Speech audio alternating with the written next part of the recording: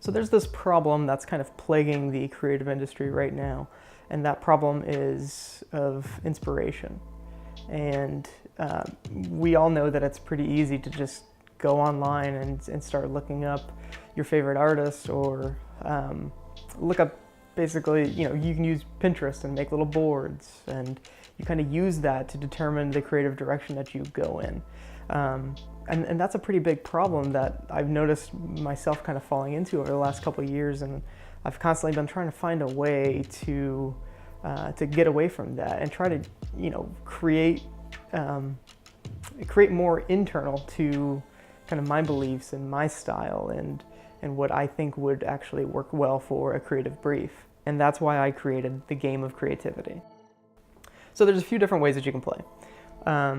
But my personal favorite way is to take that creative brief that you are given, and that usually includes things like your audience, the goal of the project, and maybe a few other things about like where it's going to be placed. So what I like to do is take that creative brief, get the cards out, and then I'll flip over 2 cards at random. I'll shuffle them up first, and I'll flip them over, and then what I like to do is try to find that connection between the 2 cards and that brief, and then I'll just start writing about it.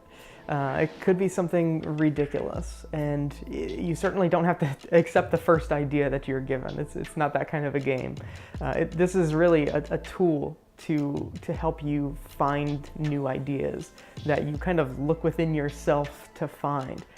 That sounds pretty cliche, but that's essentially the point, is to tap into the knowledge that you have and the ideas that you're kind of provided with from these cards.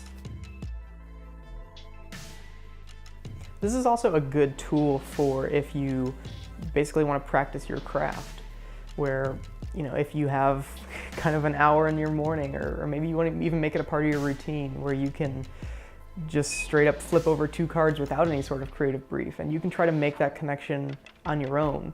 Between yourself, what you know, and what these 2 cards basically say. So these cards work basically for any creative professional. You could be a writer, you could be a video editor, you could be a motion graphics artist, you could be an animator, a painter. It's really anybody that uses creative thoughts in their line of work. This is a tool for them. So thank you for watching this video. If you'd like to help support us, I would be very grateful.